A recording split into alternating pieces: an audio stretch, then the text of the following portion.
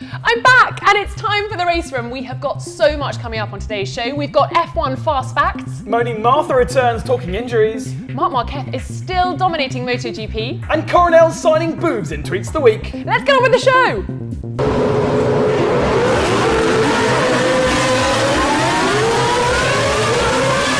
Welcome to the race room. Here's the news. Turns out there's no more Red Bull for Kimi Räikkönen. His agent has confirmed that he's not in the running for the 2014 Red Bull seat. Instead, it looks like it's going to be Daniel Ricciardo from Toro Rosso. Finally, turns out that the Red Bull Academy has created a Red Bull driver. So let's hope that Sebastian welcomes Ricciardo with open arms and that there are no more multi-21 situations. There was some mega racing from MotoGP in Indianapolis last weekend. Marc Marquez taking the pole position but dropping to third in the race and had to fight his way through. Eventually though, he did manage to get that top step of the podium ahead of Dani Pedrosa and Jorge Lorenzo. Sticking with MotoGP, Ben Spies made a comeback at Indianapolis over the weekend, but having already had all that trouble with his shoulder, he fell off and hurt the other one. So he's going to be sitting out of this weekend's Grand Prix out in the Czech Republic. But luckily, Michele Pirro is stepping in for him again. But he's going to have to watch out because Ben Spies has only been at 3 events this year, which really isn't enough.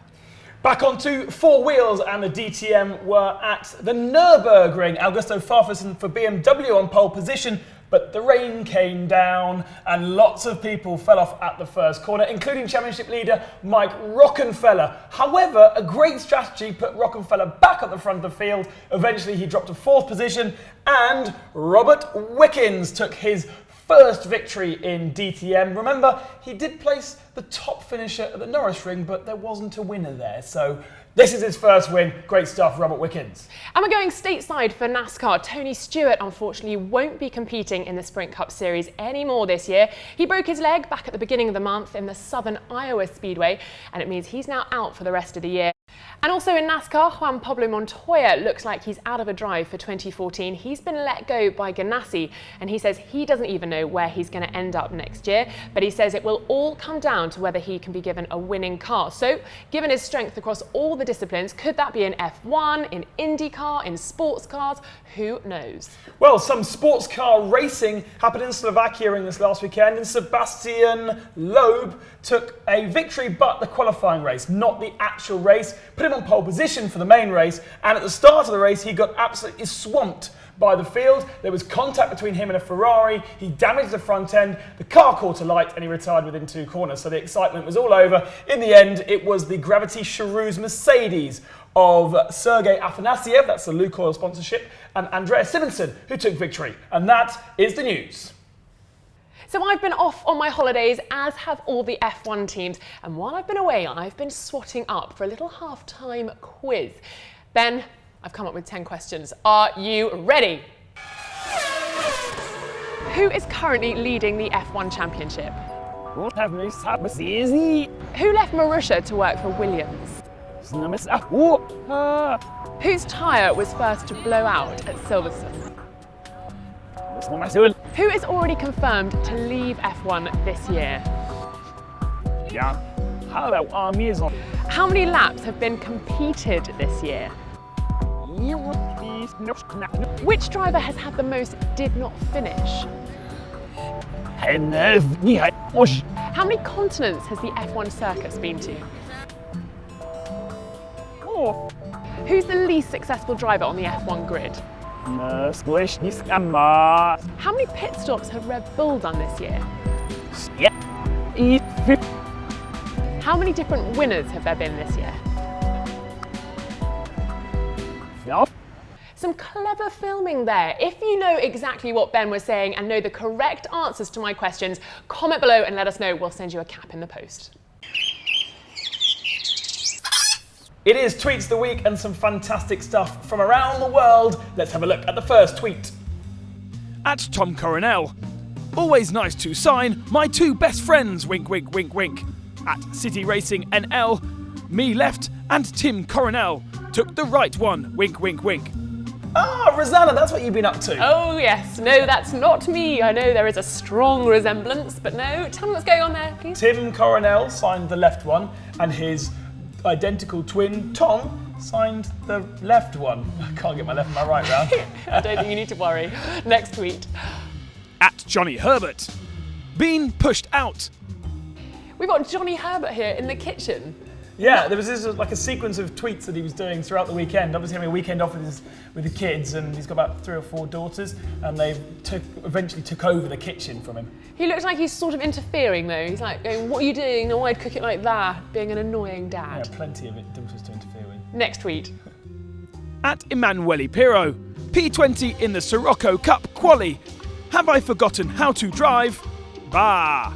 Yes, now Sirocco, the Volkswagen Sirocco Cup invites celebrities to come on and race against their junior drivers. And Emanuele Pirro, 4 or 5-time Le Mans champion, qualifying P20, and slightly upset about that. That's awkward, and of course he'll be racing out in Monza with Porsche, so keep an eye out for that. Yeah, getting some practicing.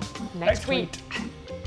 At HRT MotoGP. At Marc Marquez's 93 elbow slider from today's Indianapolis GP.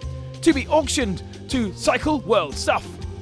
Oh, Marc Marquez. Oh my goodness. Isn't he just on fire at the moment? And this is one of his elbow sliders. Elbow sliders, that's the most important thing, because not all the drivers or riders have sliders on their elbows. He gets so low. Gets so low. Yeah, we'd be awful at MotoGP. It's being auctioned though, so next week. At Inside Ferrari Driver Academy. Enough? Smiley face wink. Oh, this looks like your cabinet at home, Ben. This is my trophy cabinet, yeah.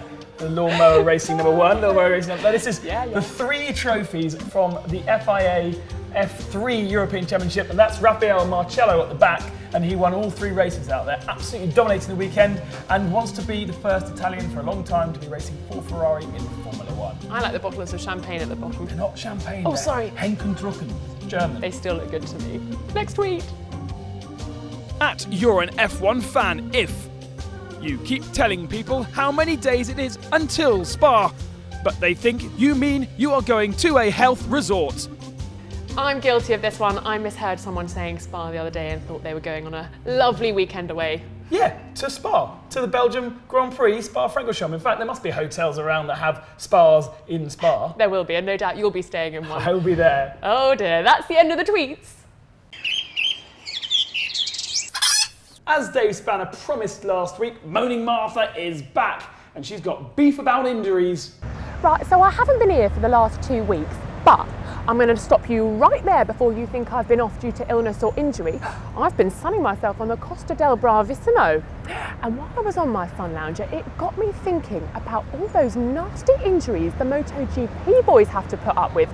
And I say put up with because the likes of Jorge Lorenzo and Dani Pedrosa, well, they hop right back on the bike. We can't keep them off it, even with or without a metal plate in their shoulder. And then it brings me on to Ben Spies. Does he actually like MotoGP? He's always moaning, and it takes one to know one. Oh, my right shoulder hurts. Oh, my left shoulder hurts. This weekend, Michele Pirro's having to stand in for him again. He's only raced 3 races this year. That is not enough.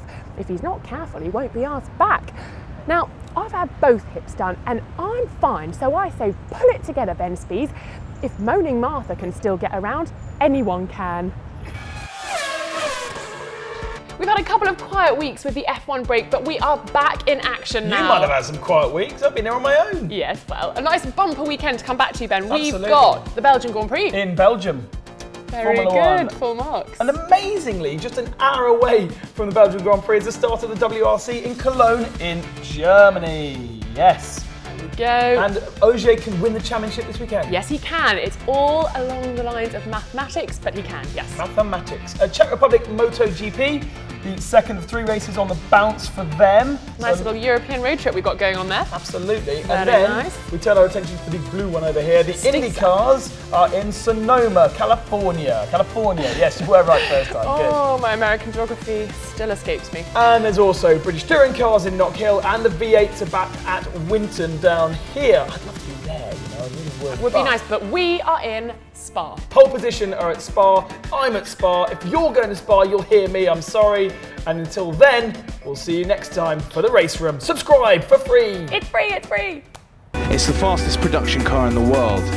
It is so fast that they have to race aeroplanes, 254 miles an hour. The Bugatti Veyron. And there was a big pile of logs as well. You made impact with that.